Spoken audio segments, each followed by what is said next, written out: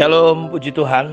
Bapak Ibu, saya berdoa kita semua tetap dalam keadaan baik-baik, sehat-sehat lewat apa yang sedang kita pelajari dari gereja di Pergamus ini. Saya berharap ada hal-hal yang bisa kita pelajari tentang gereja ini dan bisa menginspirasi hidup kita untuk kita bangun yang positif dalam iman kita. Jadi kita sudah belajar sejarah bagaimana bahwa gereja ini, jemaat ini berada dalam pusat penyembahan berhala, di mana orang memuja, menyembah sesuatu yang bukan Allah dan begitu kuat sehingga ini yang menjadi pujian bagi gereja ini.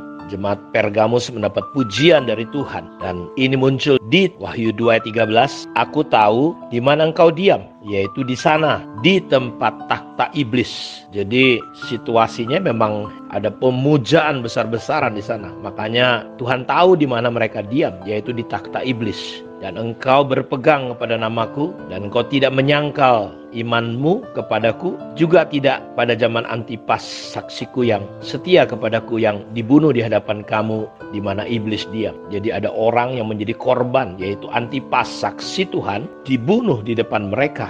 Jadi ini salah satu pujian yang Tuhan berikan kepada gereja ini. Mereka dipuji karena mereka tinggal di tempat takhta iblis. Aku tahu di mana engkau diam, yaitu di sana, di tempat takhta iblis, di mana iblis berdiam. Jadi tentang takhta iblis sudah dapat penjelasan bahwa Pergamus disebut demikian karena di kota inilah pusat penyembahan berhala di seluruh Asia. Di sini kita menemukan pujian Kristus kepada jemaat di Pergamus karena mereka berada di kawasan, di lingkungan, di tempat di mana roh jahat tinggal dan diam. Kata diam itu berarti tinggal, tetapi dalam bahasa Yunani ada dua kata yang sama-sama berarti tinggal, yaitu katoken yang berarti tinggal permanen dan paroken yang berarti tinggal sementara. Dalam ayat ini kata diam bukan menggunakan paroken tetapi katoken yang berarti tinggal secara tetap atau permanen. Aku tahu di mana engkau diam, katoikeo, yaitu di sana, di tempat takhta iblis. Ini berarti bahwa orang Kristen di Pergamus, masyarakat yang bukan hanya tinggal sementara dan setiap saat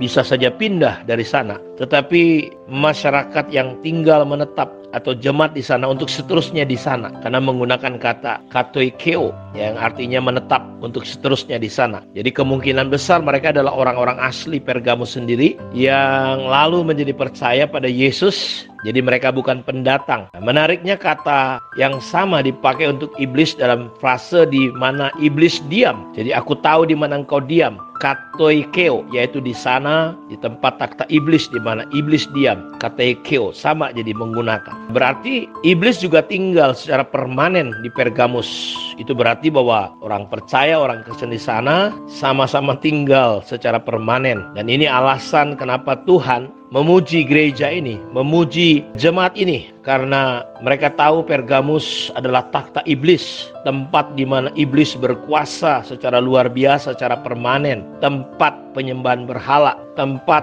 orang membelakangi Tuhan, menyakiti hati Tuhan, tetapi mereka memilih secara permanen untuk tinggal juga di sana, tidak melarikan diri. Walaupun sebenarnya di dalam Alkitab ketika aniaya datang, kita diizinkan juga Bapak Ibu untuk melarikan diri dari aniaya, itu nasihat Tuhan. Tetapi mereka memilih tinggal, diam, permanen. Jadi pikirkan, coba bayangin, kita tinggal di satu rumah, lalu saudara tahu bahwa di rumah itu ada hantu, dan hantu tinggal di situ secara permanen. Apakah saudara kira-kira mau tinggal di situ? Ada banyak rumah dijual murah ketika ada hantu tinggal secara permanen di rumah itu, dijual, dan itu pun gak laku. Jadi iblis tinggal secara permanen di kota itu, bukan kos. Jadi Tuhan memuji gereja ini karena keberaniannya, karena imannya untuk mereka tetap tinggal di sana. Dan walaupun iblis membangun takhtanya, kuasanya, tetapi di Pergamus mereka tidak takut, mereka tidak melarikan diri, tapi mereka tetap ada di sana mempertahankan iman mereka. Ini seharusnya membawa satu pelajaran yang penting, seperti apa yang dikatakan oleh seorang tokoh teolog William Barclay. Prinsip kehidupan Kristen bukanlah melarikan diri, melainkan menaklukkan. Kita mungkin merasa bahwa akan lebih mudah bila kita menjadi orang Kristen di tempat lain atau di lingkungan lain. Namun tugas orang Kristen adalah bersaksi, menjadi terang garam dimanapun kita berada. Semakin sulit menjadi orang Kristen di lingkungan tertentu, semakin besar tanggung jawab kita untuk bertahan di lingkungan tersebut. Jadi jika orang Kristen pada zaman gereja melarikan diri setiap kali berhadapan dengan tugas sulit, maka kemungkinan untuk memenangkan dunia bagi Kristus sudah hilang pada masa itu. Jadi mereka bertahan, mereka tidak lari. Jadi karena itu Bapak Ibu, ketika kita punya masalah, persoalan, keadaan, mungkin sepertinya kita tidak melihat Tuhan. Kita lebih merasakan bagaimana setan kuasa gelap bekerja begitu luar biasa. Tapi kita belajar seperti gereja yang ada di Pergamus ini untuk tidak lari. Seorang bernama Herman Hoeksema bisa ditanyakan suatu pertanyaan, apakah tidak sebaliknya atau sebaiknya gereja kecil itu pindah keluar dari kota yang jahat di mana iblis bertakhta dan berdiam? Bukankah adalah lebih baik aman tinggal di kota lain di sekitarnya? Tetapi itu bukan pesan yang harus diberikan oleh Yohanes kepada gereja itu, dan juga bukan sikap dari kitab suci. Kitab suci tidak mengatakan bahwa gereja Yesus Kristus Tuhan harus berimigrasi dari dunia secara pindah gitu ya. Tidak, tetapi kita dinasihati untuk tetap bertahan, dan ada pujian bagi orang Kristen yang ada di Pergamus ini karena mereka dipanggil untuk bersaksi,